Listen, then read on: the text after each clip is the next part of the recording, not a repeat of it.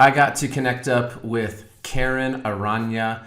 Karen and I connected through LinkedIn, which is not surprising. And she is from India, and so we kind of connected through there. As you can see, I did the interview a few weeks ago. I am sans mustache finally. The thing was obnoxious.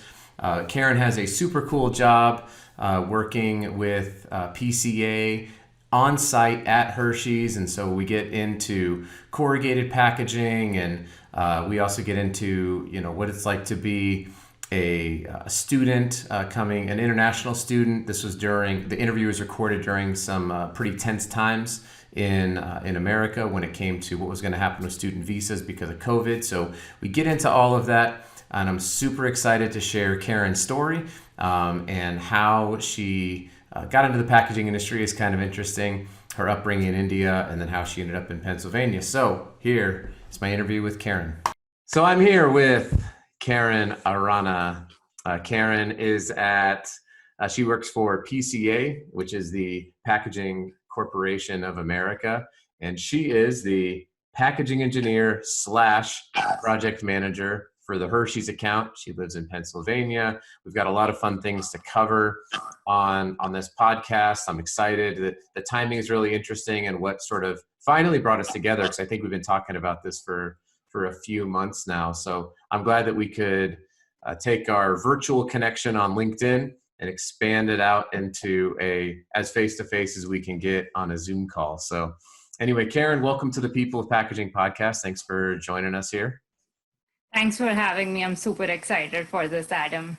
Yeah, well, I think I might be slightly more excited, to be honest, because I'm pumped to get into this. I'm pumped to get into this. So tell us about yourself. Where'd you grow up? How'd you get into packaging? How long have you been in it? Just some basic details about your life. Your favorite Hamilton character, all the important things. King George. King George. I've been listening to that song of his all day long on repeat while working, and I think I might just watch the musical on Disney Plus again tonight. So, yep. Which one? You'll Be Back? Sorry? Which song is it that you've been listening to? Yes, You'll Be Back. That's awesome. All right, so King George, and you like You'll Be Back from Hamilton. So those are two really critical things that we need to know about you. But, maybe some other things. Where'd you grow up, and where'd you go to school, and how'd you end up in Pennsylvania? Okay. Long story, but I grew up in Mumbai, India. I was born there. I lived for the first 25 years of my life there, and I got into packaging there, interestingly. So growing up, I never wanted to be an engineer, just because my dad is an engineer. And for the first, good couple of years of me growing up, he worked abroad in Dubai. And while I loved the amount of chocolates he would bring back every time he came, which was once every month and a half, I hated the fact that I didn't get to see my dad around a lot.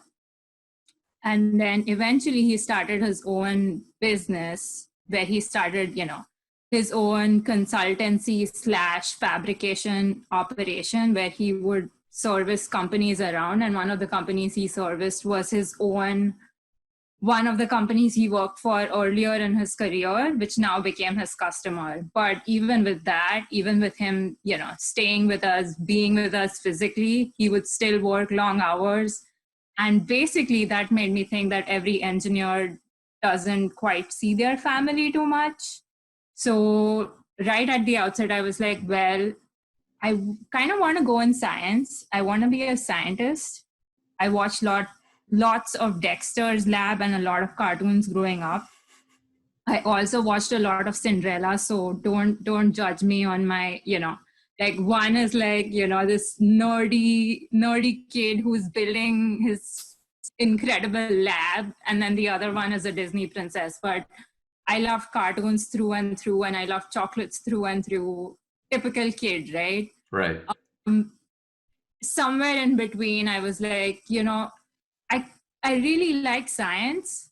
I don't know where I'm going to fit in, but I always dreamed of that lab coat the white lab coat was like the aspirational dream for me. So 10th grade happens, and 10th grade is a big step in India where you have to decide whether you're going into science, commerce, or arts. Those are the three like broad choices that you have to make. And then basically from there, you're just narrowing it down further and further into the final major that you pick when you're in college. So 10th grade comes, and I wasn't good in math. I almost failed 9th grade math. I passed it because of my dad, because my teacher ratted out to my dad the one time at open houses when, parents meet your teachers, and the teachers basically discuss your grades with your parents. And my class teacher said, she's really good in everything else. She seems like, she knows what she's doing, but when it comes to math, she's not paying attention. Like, I don't know what's going on with her. And unfortunately, the math teacher was my class teacher, responsible for me the last 2 years of school. And my dad came home that day with me, and he's like, this is not going to work out. Like, you have to sit and practice math every day for an hour and a half at the minimum. And that's really when I was like, okay, there's no way around this. He's going to make me do this. I'm just going to have to suck it up and do it. And I did. And I'm thankful for it because, that gave me the base to end up in engineering, even though I didn't want to be there in the first place. Then comes 12th grade. So 2 years later, 12th grade, now I'm like, oh yeah, maybe I want to be in engineering. And at that time, this was back in like 2004, 2006 time frame. So 12th grade was done 2006. And that was around the time everyone in India is doing computer science, IT, IT was the big thing at that time. Not just in India, by the way. It's that was the US too, right? I mean, that's what you just got into. Yeah. Yep. So it was that big IT boom, and everyone I knew was doing computer science, computer engineering, electronics and telecommunications, and information technology. That's all you heard about. Right. Anyone who asked around you, 90% of them were doing that. And my cousin, one of my cousins, he was in Australia at the time, and he was doing electronics and telecommunication engineering. So I was like, well, if it's good for him, and since he's my favorite cousin in my whole family, it's probably good for me too. That's how most decisions get made. Who's your favorite cousin, and what does your favorite cousin do? Just do what that is. Exactly. But here's the kicker. I go to this, you're applying to a lot of universities and a lot of different colleges at one time. You basically have a list of 50 that you can apply to, and then wherever you get shortlisted, depending on your grades and everything, you end up going to that college, fees and everything included. So I ended up going to one of these institutions, which was a Catholic-run institution. It was an engineering college run by kind of like the church. I mean, it was the church that was kind of funding and backing that private institute. Mm-hmm. I went there for electronics and telecommunication engineering, and we met with the priest who was the principal of that institution. And he had a very simple question to ask me. He's like, why do you want to be in electronics and telecom? And I was like, well, because my cousin went and did it and he thinks it's great. So I'm going to do it and it's going to be great. And he's like, I don't like that answer. Think about it over the weekend and come back and give me another answer. And otherwise you might want to rethink being in this field. And that really set me back and shocked me. I was like, that was rude. Like, what if I really want to be in electronics and telecom? Like, so what if I don't have a good answer? And not that, I knew anything about it. I knew zero about it. There was no background, no idea what it's going to entail. But because my cousin is doing it, I'm going to do it. It's going to be great. Went back home. Around the same time, there was another institution that was very close to my house, like 20 minutes from my place. They had this program in printing and packaging technology, and they were starting this engineering program for the first time. So they already had a diploma for 2 years, but they were now affiliating themselves with the University of Mumbai and starting this 4-year engineering degree program. And so I got invited to the orientation of that program. And I said, you know what? What's there to lose? Like, there's nothing to lose. At the end of it, I can always go back and say, I want to be in electronics and telecom. Yeah. So I went with my dad and we attended this orientation program. And the professor there, the then director of the institution, said, opening line, the man goes, I see you've all worn very colorful packages. And he's saying that in reference to everyone's clothes. And I was like, that is very interesting. That is interesting. Our clothes as being, packaging for people. And that was the hook. Like, that was it. I was sold right there. I was like, this is the coolest man on the planet. I don't remember the rest of his talk, but I'm sure at that, talking about toothpaste packaging and personal care and laundry and food and everything that it entails. But that statement has not left me till date. And unfortunately, Professor P.V. Narayanan, that was his name, he actually passed away a couple days ago, maybe last week, due to COVID. Oh, but my goodness. I think he was like, I want to say 79 years old. So he really lived a very good life. And he's very well, very, very, very, very well respected in the Indian packaging community. And he's one of the reasons I am here. Got it. That's such a great line too. And I've never heard anyone say that. And the minute you said it, I'm like, yeah, that's what it is. Clothing is just packaging for people. And how do we want to present ourselves to the world? What is it that we want to do? It's protective, depending on where you're living. It can be extremely protective. And I'm sure you've experienced that when you were at RIT, when those cold Rochester winters, you've got like, I don't care what this looks like, I'm wearing it because it keeps me warm. Man, that's fascinating, and I'm sorry to hear about that. That's I hadn't obviously I hadn't heard the story and didn't know that he had passed away from COVID. So that's unfortunate to hear. So then you went from Mumbai, where you studied, you got your bachelor's. Is that what you ended up doing in packaging? Yes, I did end up getting my bachelor's in engineering and packaging. And since I was from the first class of people to graduate with that degree, imagine, me going from the first year in engineering, sophomore and then junior and senior year. I had cohorts that were a year ahead of me, right? So if I was the 2006 batch, there were people who were in other grades who were a year or two ahead of me. And I befriended a lot of them. And a lot of these kids were computers and IT and electronics and telecommunication engineering. And I would, go up to them and say, hey, I'm from printing and packaging technology. And I would get ragged on because why do you need an engineering degree to make boxes? Right. Don't you just need a ruler? Come on.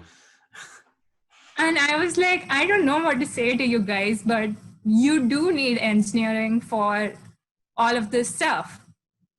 But we also didn't have too many professors. Like there was a weird semester where, we had more classes that didn't have, it's almost a little embarrassing to say, but there was one class, I believe, where we didn't have a professor or something was going on where we had like this free time. And I would just go, roam around with my friends, or, we'd all just walk to the library and try to read whatever we could about that particular class, because we knew what the syllabus was supposed to entail. So we'd, go ahead and look at Wikipedia or look at the packaging encyclopedia and find whatever it was. And at that time, like back then, I didn't have a way to explain to my friends why it was so important to have engineering in packaging. And I was like, I don't care what you guys think, right? I'm doing this. Like, this is me. I'm Yeah. doing this, and I'm going to show you that it's better to be in packaging than all of the stuff that you guys are doing, because you guys are not unique. Like, there's a billion people of you, you know, like computers was so common then. Everyone I knew was computers, and then there was me, who was this sore thumb doing packaging, and everyone would laugh at me saying, why do you need packaging for boxes? Right, right. It's funny. It's funny when I you said stuck there's with a it. when you said there's a billion people, because as you and I have talked, you know, I've spent time, and some of my dear friends are in India, and I'm like, I had to stop and think, like, is that an exaggeration, or are there are there a billion people, you know, in this, because, you know, sometimes you just throw it out there, like, oh, there's a billion people, and then I stopped to think, and I'm like, I think what's the population of India now? 1.34 billion or something like that. Yeah, it's crazy. It's over a billion people in India, but in the world, it's what, 7+ billion? Yeah, like, yeah, over a seventh of our population, world population, is in India. Yeah. Yeah, that's awesome. So you made it out. I'm curious to connect the dots between Mumbai and RIT. The US. Yeah. That's So what was? another great story. I can't wait. So this happens, right? I end up getting my degree in engineering, and I end up getting a job. So I did like a short internship with Unilever, and that was also thanks to one of our professors, C.S. Purushothaman, also from my school, SIES in Mumbai. That Unilever internship really paved the way for everything that happened, or the choices I made from just being a graduate in packaging to where I am today. But while I was still in college in second year, which was my sophomore year, I started really thinking about, you know, what's next, because we started getting into plastic extrusion, like all the theory classes on plastic extrusion and printing and offset printing and litho and all that good stuff. But most of this was theory. So they would sometimes take us to other companies where we could see how the process worked. But Right. those visits were few and far between at that time. So I would try to like spend hours on YouTube trying to watch, you know, videos of printing or videos of extrusion molding or rotational molding or whatever that fun thing was at the time.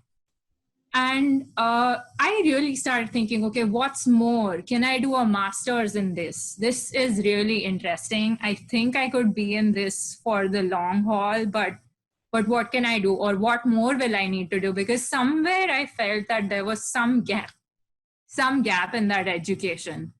And, you know, I had great professors through and through. Like I would go to them after hours, after class, and I'd have some stupid question, you know, I didn't quite understand this portion. What were you trying to say? Can you explain this to me again?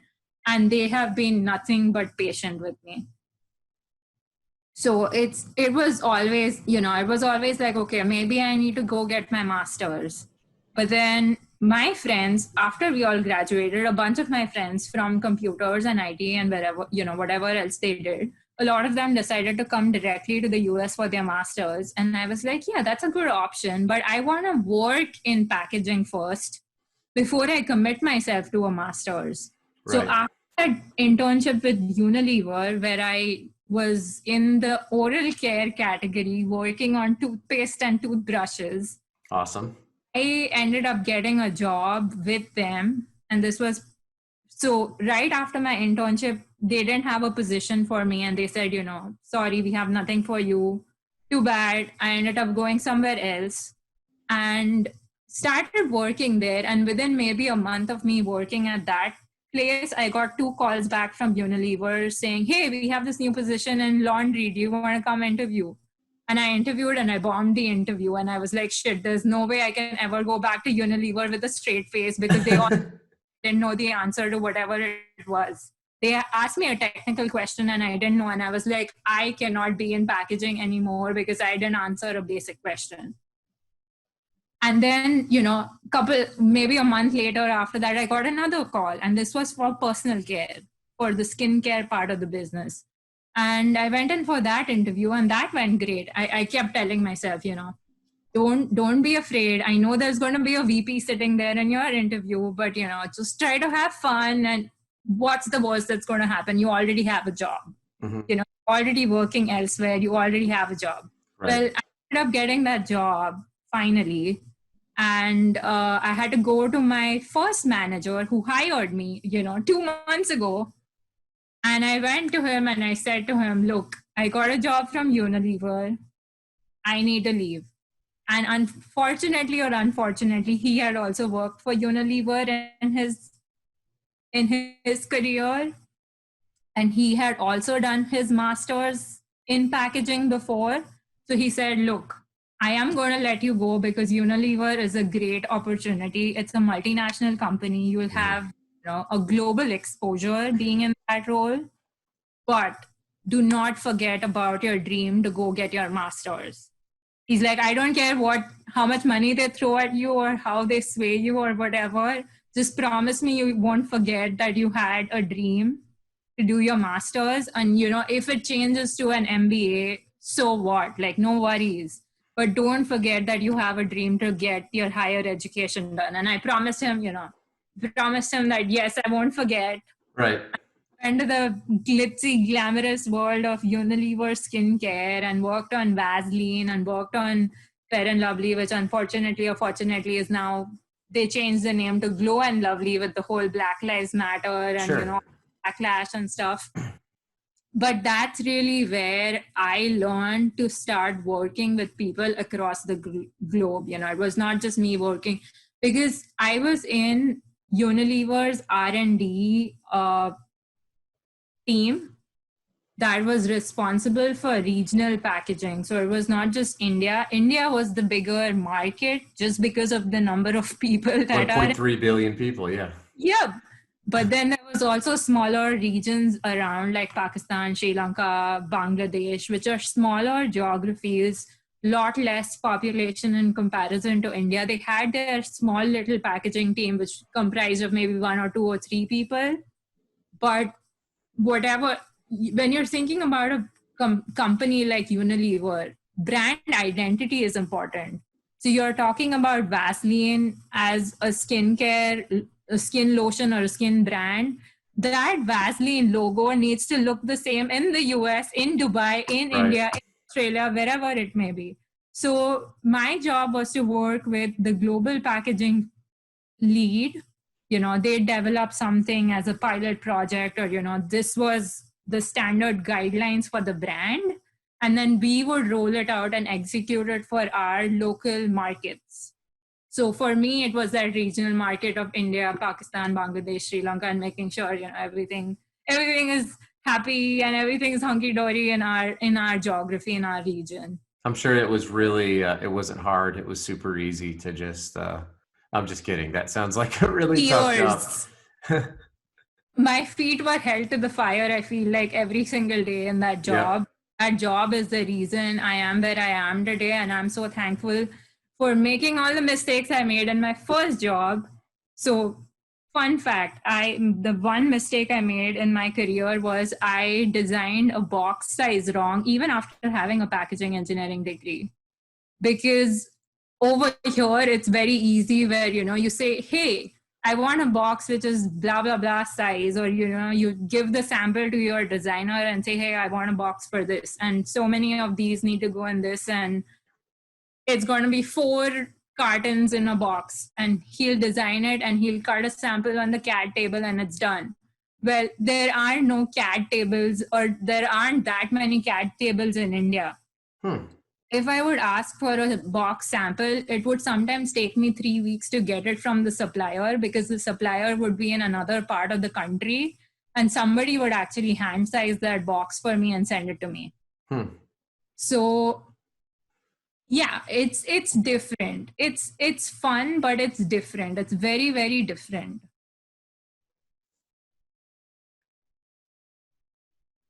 Weird Interesting. All right.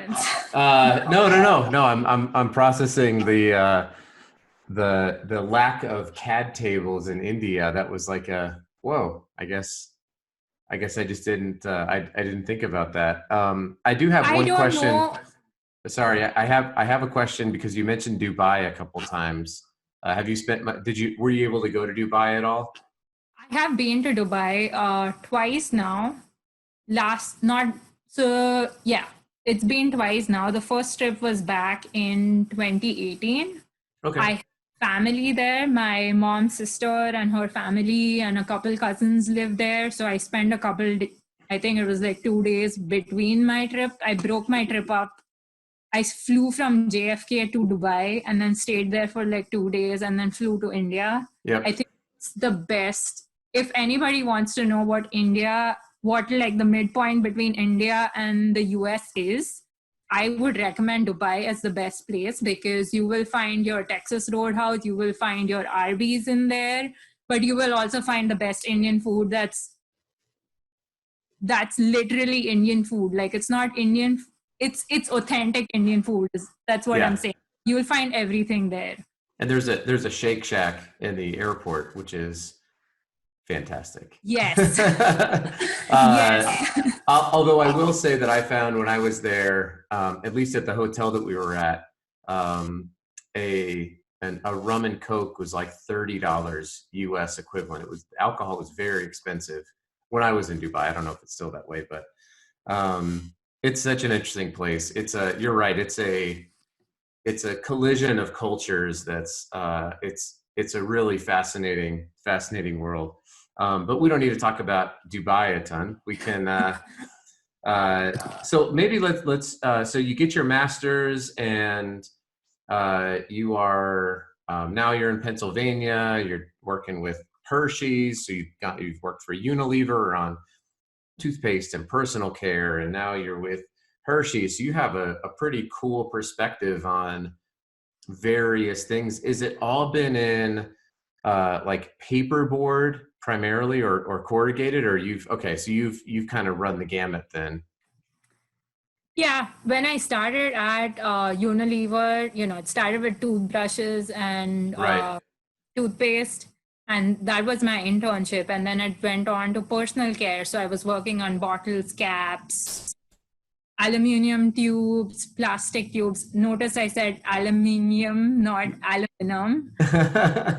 That's just British English versus American English. But yeah, Right. we had ABL tubes, we had PBL tubes. I worked on glass jars, I worked on all sorts of things. And then corrugated cases were an afterthought because that was tertiary packaging for me. And when you're working on a project like that in the Unilever structure, it was basically here's a project, so you're working on everything from primary, secondary, tertiary, whatever, shrink sleeves, what have you, like whatever it may be, you're responsible for it. Right. Cut to Hershey, Pennsylvania, it's a lot different. Now all I do is corrugated, and I never thought that it would come to it. But now I'm actually, it's like a weird satisfaction where now I can go back to my friends back from college and be like, you know what? I actually make boxes. The ones who said you don't need a degree for that, you're like, Yeah. no, this is I what I mean, do. I did 2 degrees and I'm still making boxes. So there you go. That's awesome. And are you doing because I don't think people realize there is a lot of engineering that goes into a corrugated box, because it's not like UPS or FedEx or any of the LTL companies are like handling those things with a white glove. It's getting tossed and chucked, and companies lose, I mean, millions of dollars a year on damaged products. So the internal protective packaging along with the corrugated box does require a fair amount of engineering for sure.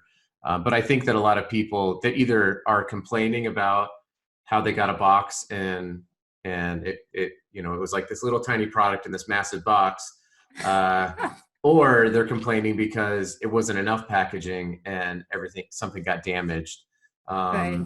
So it's not So are you working, is that kind of your primary, or there's the other side of corrugated, which is like, pop-up displays and in-store, there's even, there's obviously like single face and full litho lamp corrugated for retail displays. Do you kind of cover the whole gamut then? Kind of, sorta. So the funniest thing with Hershey was I had interviewed with them for a contract position through Adept Packaging. I shouldn't be throwing names here, but That's whatever. fine. I know Adept pretty well. I know Pratik and Jared. Jared Spencer is just on my podcast. I actually spoke to Jennifer Margarita, who's their HR person, a lot, like through my whole job hunt, which lasted, I don't know, 8-9 months. She was, in touch with me on and off as they kept having, new and new requirements from different customers of theirs. So I had interviewed for a Adept consultant engineering position with Hershey. And at the time, it was like a semester away from my graduation. I still had to complete my project thesis before I could graduate. And they needed someone soon. So I was like, not going to work out, visa issues and stuff. Sorry, but maybe in the future. So couple weeks before graduation, I wrote back to the hiring manager at Hershey saying, hey, it's a couple weeks from graduation. I'm available now. Do you have an open position, or do you know someone who has an open position? And she's like, oh, we're looking for an on-site for PCA. PCA is one of our suppliers, and we need someone here full time. Basically, she put me in touch with PCA saying, send your resume here and we'll see what happens. So I sent my resume there, and then I think it was like the next day I got a call back saying, hey, we would like to schedule an interview. I was like, sure, okay. At this point, I have given hundreds and maybe thousands of interviews, and I couldn't care less. Like at this point, I was like, I might get it, I might not get it. I don't care. I'll just do it. So it was a Friday afternoon when I got a call from our general manager for the local plant in Pittsburgh for this position. And he's like, hey, do you have some time to talk? And I was a GA, a graduate assistant, and a TA at RIT. And I was trying to get through, all these grading, the last minute scramble of grading before graduation. Sure. Because is graduating and these kids need their grades, and I'm like, trying to get it done. And he calls me and he's like, do you have time to chat? And I was like, this couldn't have been worse time, but okay, he wants to talk to me, let's talk. So we start talking, and it was a good conversation, and I was like, whatever, who knows where this is going. Then they said, okay, we want to call you for an on-site, face-to-face interview. And I was like, okay. Well, I had another interview in New York City for the same day.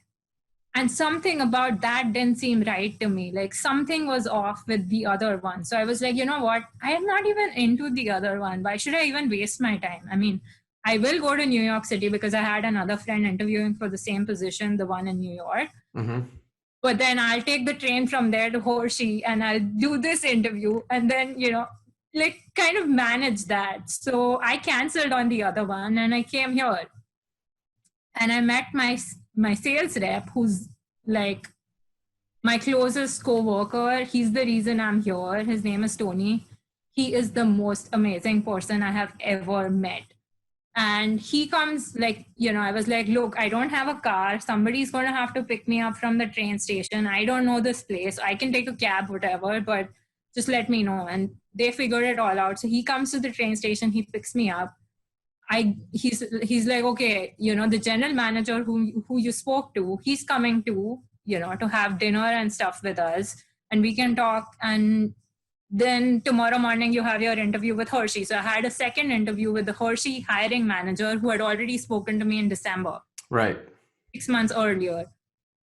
So I go upstairs to my room, I drop my bag, I come back down. Tony and I sit across the table and we're talking. And this is probably like 4:30 in the evening. And we speak for like 4 or 5 hours straight. And it was just a conversation that just flowed. Like, Right. talking about him, I'm talking about me. He knows about, my husband, who was then my boyfriend. He knew about that. He knew about my visa situation, everything. And at that point, my parents didn't even know I was dating my boyfriend, who's now my husband. But, my parents didn't know about him, but this future employer about me. And I was like, this could go wrong on so many levels. But somehow it just seemed like, from the get-go, it was like butter. I think people forget that, job, money, all of that is important. I'm not saying it's not, but having a team that believes in you and having a team that makes you feel like you can achieve anything in the world is the best feeling ever. It's so critical. I feel that. That's awesome. And that really resonates with me a lot as well. Because I'm similarly, I'm where I'm at because people believed in me, and that hearing somebody say, I trust you, and having that connection, and somebody who is empathetic, just to who you are and what you value and it takes the time to learn and listen is I don't want to say that there's no amount of money, because I'm sure that I could tolerate a bad job for millions of dollars, but at some point in time, that the amount of time is really small over the long haul. So that's cool, and we're gonna make sure that we tag Tony, because he's the coolest person ever. So we have to tag him in this interview. You're going to have to tag every person on my team because they're the coolest people I ever. can't wait. Let's do it. You mentioned, let's do a PCA interview with like my whole team on it. Yes, I'm totally down for that. I think it's such a fun dynamic having a lot of people on a podcast. I think it could be really fun. Only if I'm allowed to come to Hershey, PA though, and we can just do it live. The park is open too, so. Well, wait. We'll give COVID some time to. Sure. We'll wait till there's some sort of semblance of normalcy. Something, yeah. So you mentioned this a couple times, and part of the reason that we had finally connected, and I want to make sure, because we're kind of coming a little bit close on time, so I just want to make sure that we talk about this, because it's important. I know it's important to you. You mentioned, well, when I was talking with Tony, he knew about my visa status, and we had reconnected through LinkedIn through a shared post that you had said about the status of students who are here on visas, and what that would have meant to you had you been here, and not it wasn't like, oh, this is right or this is wrong. It was more just like, I feel like I really resonate with what a student is probably going through right now. So, I wanted to give you some room to talk through that, because I've never lived that. I grew up in Colorado, so I've never had to live what that feeling might be like. And, it's important for our industry, because we do have a lot of students who come here from internationally to study in the US, whether for a bachelor's or for a master's to study packaging. So, maybe I want to give you some room to sort of talk through your post, and then just kind of some of your feelings on that, and kind of give you a platform to share about that. Sure. So, when you think about anybody who's leaving their home country to go study in any other country, there are a lot of restrictions. Like, automatically, it's not just they pick their bags and they come. There's a lot of planning, you have to, loans are a big deal. Like in India, if anybody was taking a loan to be doing their master's, the loan rate of interest is like 14-15% in India. So try to think about, what it would cost overall, like dollar amount wise, and then add that kind of interest. So a lot of students just all they want to do is survive, right? They just want to get their masters. They want to get a good job. Everyone just wants to be doing the best they can in life. And what happens is, a lot of people don't realize, if you are doing a STEM major, which packaging is a STEM major, yep. you are allowed to do what's called curricular practical training that you can, it's like an internship. So you get a year, you can't use the whole year. You have 365 days ish to do an internship. So you can break it into like 3 months internship or 6 months and do 2 6 months back to back, or do 6 months now and then do 6 months after a year, whatever it may be. And for that, the company that's hiring you doesn't need to do anything special. I mean, as long as they have e-verify and they can verify, the information and make sure that, you're employable, you're not on some weird criminal list or any of that, you're good to go. So my urge to businesses in packaging, whether they're big companies or small, is at least give students an opportunity to do an internship with you, because it might not mean anything to you, but a lot of these students are great. They're probably the cream of the crop. They're probably one of the best from their own countries. And you're getting the pick of the best without having to do, anything crazy. So remember, if it's an internship, you really probably don't need to do much. The school is already taking care of it with the paperwork and stuff. All you need to do is be able to e-verify that person, and you're good to go. I don't even think there's like any fee or anything of that sort. After schooling is done, there's something called optional practical training. Okay. That's something where, and again, it has to be in the field that you're majoring in. You can't be a computer engineer and then go try to be a chef. That's not going to work out. But if you're in packaging and, your major is packaging, you want to work in packaging, optional practical training is another thing that kind of the school takes care of. So all you need to do is just, the student needs to have their documents in order, and you can hire them for a year out of school. Nothing crazy. There might be some regular paperwork that needs to be done, but it's not difficult, trust me. And then after the 1 year, they're even allowed to extend it for another year with OPT STEM. So, essentially you're getting someone for 2 years. After that, you can plan on applying for their H-1B visa, but it's always better to apply for it first, because H-1B visa gives you 3 opportunities. So you have 3 chances to be picked in the H-1B, and H-1B is a lottery system. So irrespective of how good you are, you need God and luck on your side.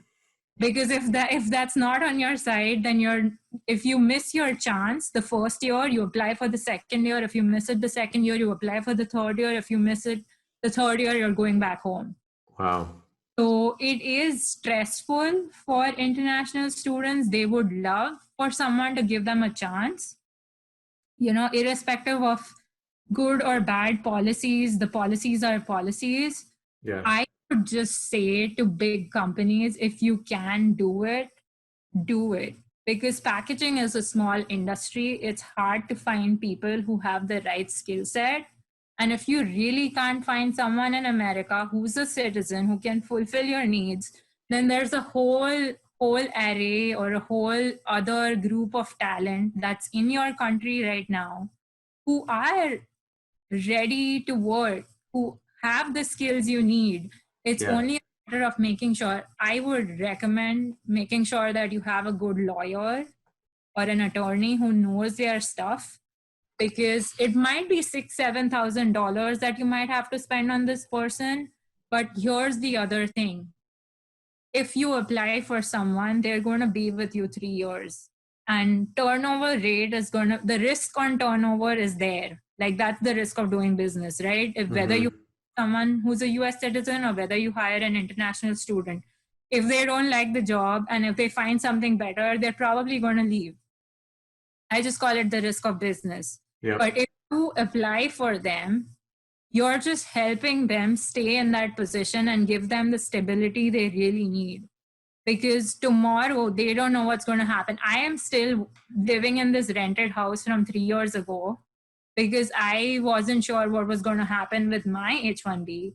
Now it's a different story because I'm married to an American citizen, and people are like, oh, now you're married to an American, so you're an American too, right? You got your citizenship. And I'm like, guys, that's not how it works. Not how it works, no. apply for a green card, and then that process is like another 2 years, and then they renew it again. So it's complex. Like even when I joined H1B, I don't think my company quite, at least the people I was working with, quite understood what was required to be done. Hmm. And so actually my manager was like, hey, do you mind going to like a local attorney in the Hershey area and finding out what needs to be done? And we'll support you, monetarily and all that, but just find out. So we went to this attorney, and the attorney was like, okay, give me all your papers. And then a month later, he comes back and says, oh, I don't have time to work on your case. Now, the good part was PCA is a big enough company where internally, my manager spoke to the general counsel in the company. He put us in contact with this really good attorney, and they did all my paperwork, and everything was great. I'm so thankful to them, because then I got picked in my first attempt in an H1B. I got picked and I got my visa. Yeah. And after, I was like, Whew. whew, like, oh my God. Now I can do all these other things, because till then, everything for me was on hold. Like I basically put my life on hold because I don't know what's going to happen tomorrow. Right. And it seems like even now, with this, so you add in all of these complications. And I agree. I don't know enough about international immigration policy to state definitively, nor is this the place to do it, what is right and what is wrong about the process. But just, as you describe that, it's like, oh my gosh. And then you throw on top of that this idea that is being floated around, which is if you are in a university and you're here on a student visa and your classes go online, if you're at Harvard, you may have to go study in your home country. And so it's like, man, what do you do? What do you do with that, that whole, that when you talk about uncertainty, it's like we all, I mean, it's easy. It's always been easy for me from a certainty perspective, because, I had a safety net with my family. I'm already an American citizen. It's the wealthiest country in the history of the earth. And, you just sort of feel like there's always going to be opportunities. And it's been interesting to watch sort of what COVID has done, which is removed certainty from people who are used to always having it. And then it's created complexity for other folks. So that's a tremendous amount of insight on the process. I learned a ton. So I have two more questions. Actually, it'll be three questions before we wrap up, and we'll kind of do them rapid fire. So we got like 3 or 4 minutes. This has been fantastic though. I've learned a ton.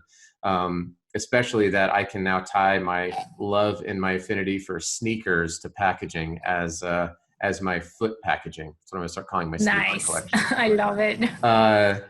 Okay, so I think you've given some really incredible advice, just intrinsically to people who are young, which is, work with the chip on your shoulder, get into packaging, and show everybody how awesome it is. I was earning 3 times the highest salary that was in the college at that time. When I was hired on Unilever, like everyone else IT was earning a third of what I was doing when I was hired in Unilever. And I was like fresh out of college, no background, no experience. Woo-hoo, yep. Package. Yeah, deal with that, IT professionals. I think it's a great industry. It's stable. It's not change. I mean, it's changing. It's dynamic, but it's also not really going anywhere in terms of it can withstand a recession pretty well. So it's awesome. So let's dig into the second question, which is you've been at Unilever and Hershey's, and you're with Corrugated and all these things. So you have a broad range to pick from this question, but if you can sort of solve a problem within packaging, and you could stick with Corrugated or you can venture off into whatever you want to, but what's the thing you're given the magic power wand of packaging and you can fix anything, what would it be? I think it would mostly be, it would have been food packaging for me if you would have asked me when I was going to school the very first time for my engineering. And I kind of still feel that way, because I think when you think about food, it's not just food spoilage, which is a big problem in India. In the US, it's the opposite problem. It's food wastage. Hmm. It still revolve around food. It has nothing to do with corrugated or material specific. I love everyone's favorite key phrase is sustainability. But when you really think sustainability, I think of the coconut tree, because coconut tree in India is called Kalpavriksha, which literally means every part of the tree can be used for something. Hmm. That really is what packaging is all about, is trying to be as optimal with your use of materials as possible. I So I love think, that. yeah. How do you say, what's the phrase? Is it in Hindi? Is that what? Yeah, I don't know if it's Hindi or Sanskrit, which is the root language, but Mhm. it's Kalpa Vriksha. Vriksha is tree. Okay. And, so basically it's that. That's awesome. And that, I mean, that's, it's so timely for me. So I'm in the process of preparing this TEDx talk about packaging, and my TED talk is in general, and it's actually still kind of working out, but in general, it's about how packaging is this incredible industry. And one of the examples is food spoilage and food waste, how that contributes to so many global problems, from, not just starvation and poverty, but also climate change and carbon Yes, emissions and all that stuff. So um, that's absolutely. all right. Well, Karen, this has been, what is the best way for people to get in touch with you? Is it LinkedIn, email, carrier pigeons? LinkedIn would be the safest, Okay. right? But I am one of those people who's very weird about, don't just send me a LinkedIn request. Tell me why you want to connect with me. Like, send me a note, even if it's just, hey, I heard you on this podcast and it was great, or, what you said was wrong and we need to debate about this. Like, let me know. Tell me. I love it. Yeah, I don't know how many. I mean, I've I've I've been fairly outspoken about this. Like, just it's minimal effort to type a note. I mean, I'm not asking you to put together a dissertation. It's like Exactly. just a sentence would be great. Like, you don't even want to go that far. It's it's crazy. I just Uh, need to know you're not a bot at the other end of the screen. Right. Oh, yeah, that's so true. Karen, thank you so much. We're recording this on a Friday. It's Friday evening. And so I hope that you have an incredible weekend. And it's been a great interview. I'm excited to get this out there. You've dropped some incredible knowledge about coconut trees and clothing and food and visas and immigration and packaging. And it's been awesome. So I really appreciate it. Thank you so much. Thanks, Adam.